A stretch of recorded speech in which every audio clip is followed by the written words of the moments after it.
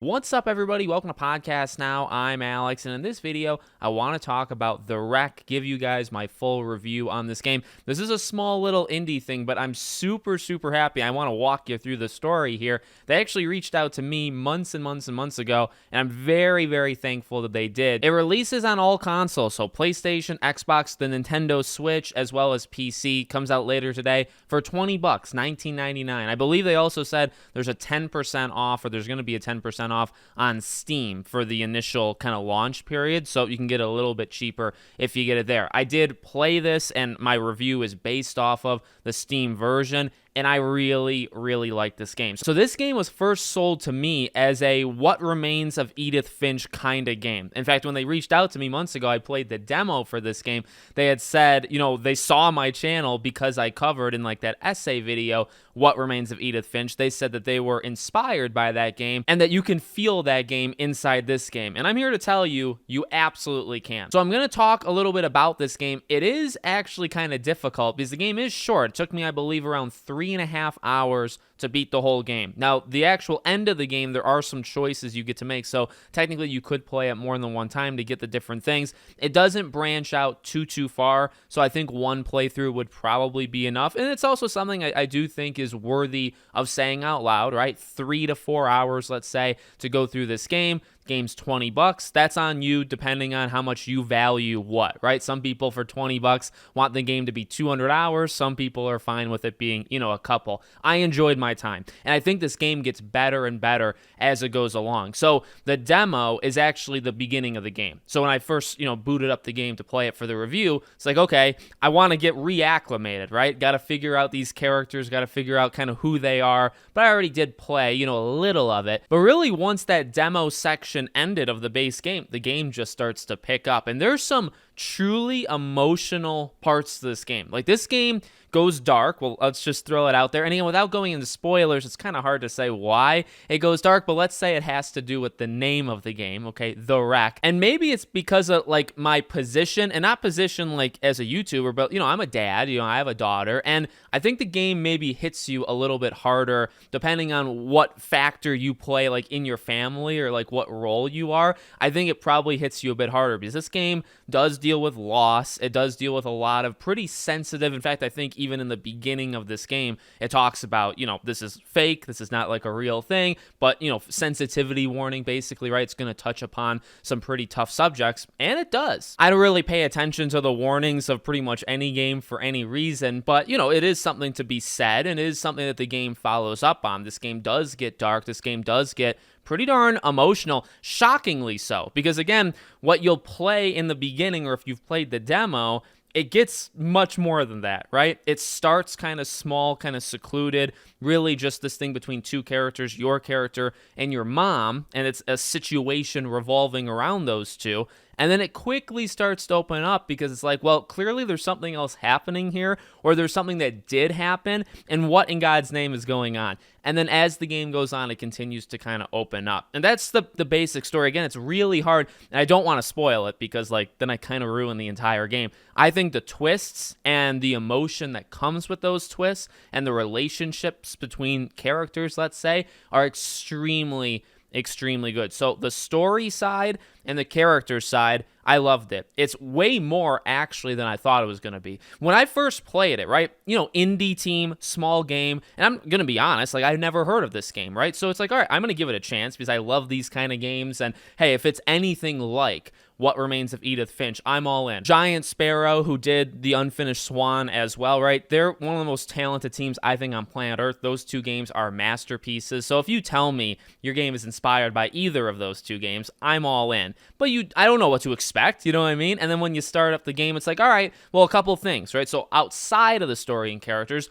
visuals, it looks kind of in line with What Remains of Edith Finch. I think this is probably where they got, well, maybe they took the entire thing, but this is where they got, I'd say, a lot of inspiration. The game, visually, you wouldn't necessarily know because it's a beautiful game. I really like the look. It's not overly complicated. It looks really good. The audio, so like the voices, let's say, this game is primarily, it walks you through a story, right? So there's so much talking.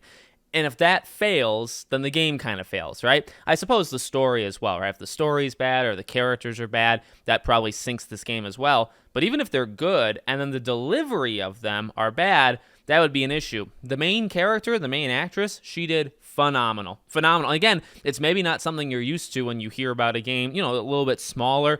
Maybe you expect some things to be really rocky. I couldn't really locate anything in this game that would signal. And by the way, small team, small game doesn't necessarily mean anything bad whatsoever, right? I mentioned Giant Sparrow with The Unfinished Swan and What Remains of Edith Finch. I think that studio is like 12 to 15 people, right? So just because you have a small team, normally that just means it's going to take you longer to make these projects. And maybe they're maybe ambitious, but they're not like gigantic. They're smaller, right? And again, I think that comes through with the time, with it being 3-4 hours long. But the rest of it, you wouldn't know. And I really think the actress shines. I think the main character is super, and very, again, like there's a lot of depth there. And you don't necessarily get that right away in the beginning. You try to flesh out the character a bit, but as it goes on, it's great. In terms of the gameplay, I want to say point and click, but like it's actually even more simple than that, and maybe that's a turnoff, right? Again, this is a narrative game. They want to tell you a story, and they want you to basically sit through it, but there is some gameplay things. So you are going to be moving the mouse around to click things, right? You're also, in a lot of ways that reminds me of What Remains of Edith Finch, you have these little like flashbacks where you're going to go back in time and forward in time. And I really like this mechanic. Like, at first it was actually kind of difficult because there's words. So you'll go through this thing, this little arc of a story, and you'll have to choose these white words as you go through, and they'll kind of be hidden. They'll be hidden in the environment as you're speeding up or going backwards, right? As you're doing one or the other, you'll see them. And it gets repetitive in a good way where they're all different. They're all different stories she's telling. They're all different locations. The themes of them are a little bit different, but they all connect to the same thing. But it gets a lot easier. It's like, all right, the words are there. You just have to fast forward or, go forward or go backwards enough. Maybe you take it a little bit slow and you'll find the words. Honestly, that's about as complicated as it gets, right? There's kind of like a time travel-ish element to those stories. One of them actually is pretty different. One of them is you just click. I really like that because that's towards the end of the game, so it's a little bit of a break from what you have been doing, and then it kind of goes back. But it's good. And the mystery of this game, again, without spoiling it, but it's the biggest part of it is the story, is really good. Like, again, there's some twists and turns in this game, and the way that it takes you on a ride with its emotions, I really didn't think like it was going to do. And again, like my only thing with this game was based off the demo. And the demo really makes it seem like it's a story between, and it is, but there's more to it, between you and your mom. And there's, again, a big situation that's going on there.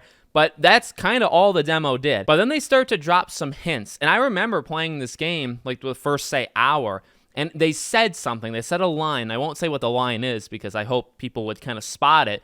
And that line is like, oh, shoot. And they kind of reveal something inadvertently, but I think they do it on purpose, right?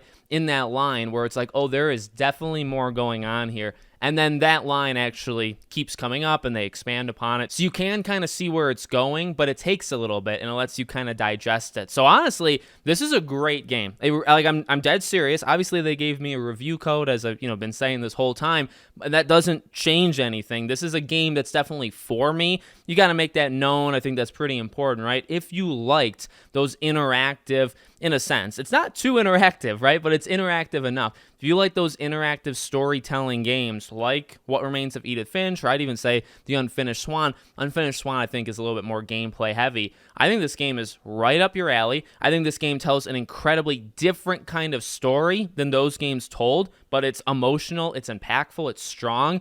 Again, this game doesn't keep you around for too long, and it absolutely doesn't need to, right? I don't need this game to be 6, 7, 8 hours. I think it would actually lose a lot of its steam by doing it. It keeps you in. It changes up, again, like these storytelling kind of devices. It tells you its story. You figure some stuff out, and it gets out. And I think that's exactly what it needed to do. So I'm really impressed by it. Hope you guys at least check it out. Maybe watch somebody's gameplay, see if you'll like it, right? Maybe the beginning of the story. But I honestly do recommend picking this game up. I really do. Let me know what you guys think in the comments. In the comments, maybe we can talk about the spoilers. If you wanted to know what they are, I can let you guys know in the comments below. Make sure you're all subscribed, bell icon turned on, and I hope to see you all on the next one.